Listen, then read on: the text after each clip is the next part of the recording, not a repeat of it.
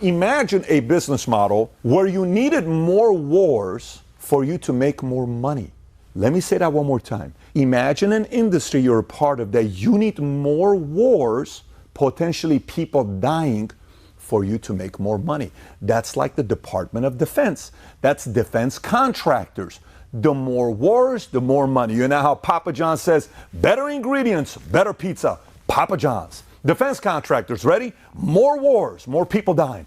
Defense contractors. So before I piss some people off, I'm pro-military. I was at the 101st Airborne, and I love the fact that the U.S. has got a strong military, but there's some people, some companies, that are seeing it as a way of making a ton of money. And today we're going to dive into different data that's going to show to you where we compare to other countries on how much money we're spending and how much profit's being made. So if you get value out of this video, give it a thumbs up and subscribe to the channel. Let's get right into it. I've been in the insurance industry for 23 years. There's a product in the insurance industry called life settlement. So life insurance companies, when you buy a product, they want you to either live a long life because they're never going to have to pay out the life insurance policy, or they want you to kind of cancel your insurance policy 15, 20, 30 years later, right? Like you're at a good age, you're healthy, cancel now, they keep the money, you're good to go. But there's a segment of life insurance called life settlement. Very profitable. What life settlement companies do is they go to an 80-year-old who's got a $5 million insurance policy, whose premium's going up, and it's like paying $3,000, $4,000 a month, who can't afford it anymore. And say, I can't afford to pay $3,000, $4,000 a month. The life settlement company will say, hey, Mr. Jones, you got a $5 million insurance policy? No problem. How about I give you $1 million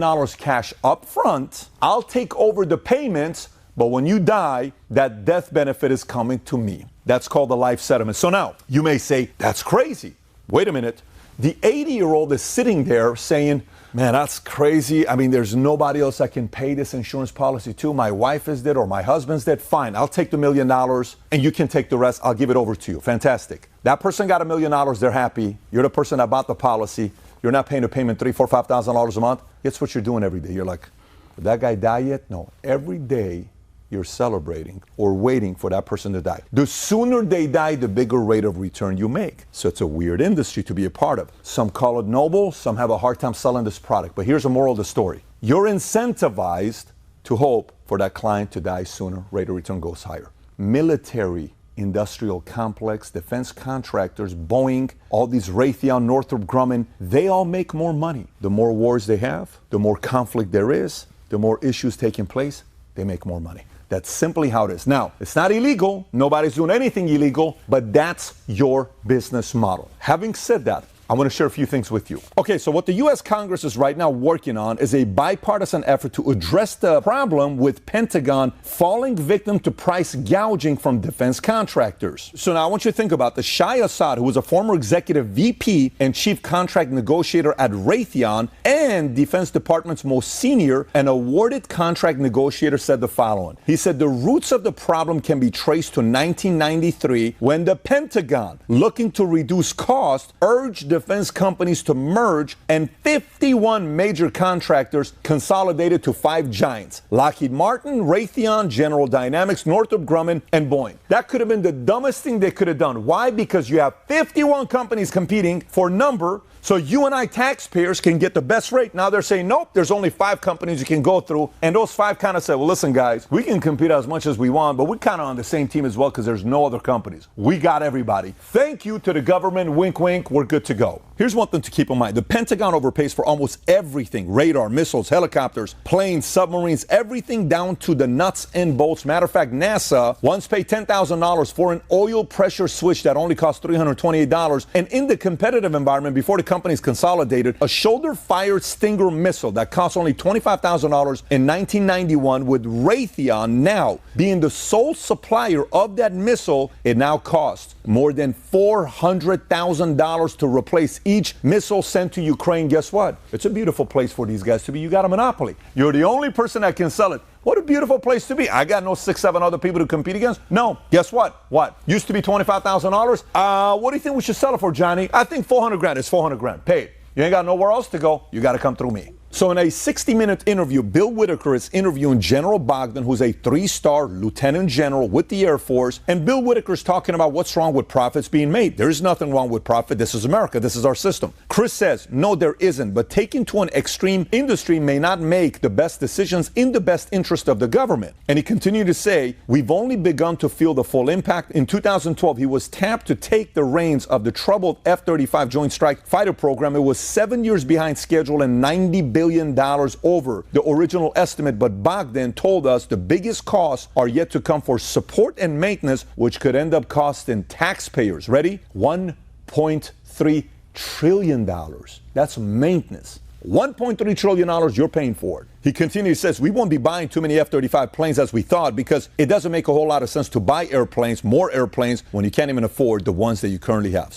And this continues, by the way. According to 60 Minutes, contractors overcharge the DOD on almost everything the military buys each year. Almost half of the Pentagon's budget for the upcoming fiscal year will go to defense contractors. Some contractors withhold pricing information from the Defense Department. Boeing refused to share cost information for nearly 11,000 items between October of 2020 and September of 2021, according to an annual DOD report to Congress on pricing data. That same report found TransDigm, a subcontractor, was responsible for 275 data denials. So, Pat, what's the big deal? Here's what the big deal is. You know how Raytheon, Northrop Grumman, you know how all these guys, Boeing, view the Department of Defense? Here's how they view them. It's like when my wife, when she goes to the mechanic shop with the car, and they see my wife, where's the husband? Husband's not here. I'm having a problem with this. Oh, it's going to cost us $7,200. It could have been $300. If my wife's going to call me and say, babe, it's going to cost $7,200. Then I go back and say, bro, what is this $7,200? Oh, well, you know, we can probably do it for $600. What happened all of a sudden? You see how somebody else goes? They're like, oh, overcharge them. Don't worry about it. They don't check it anyway. It's not their money. Keep charging them.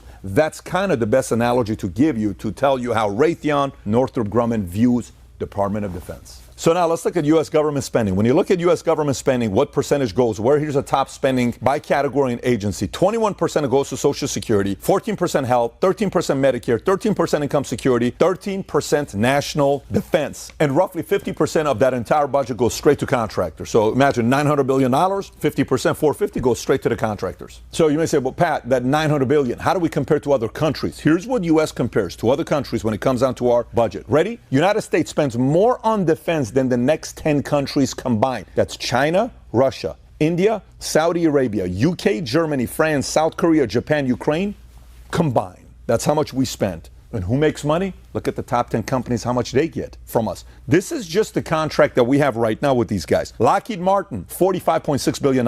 That's the obligation we have to them. Raytheon, $25.7. General Dynamics, $22 billion. Pfizer, $16.6. Boeing, $14.4. Northrop Grumman Corporation, $13.81. Humana, $7 billion. H2 Corp, $6.5 billion. L3 Harris Technologies, $6.5 billion. BAE Systems PLC, $5 billion.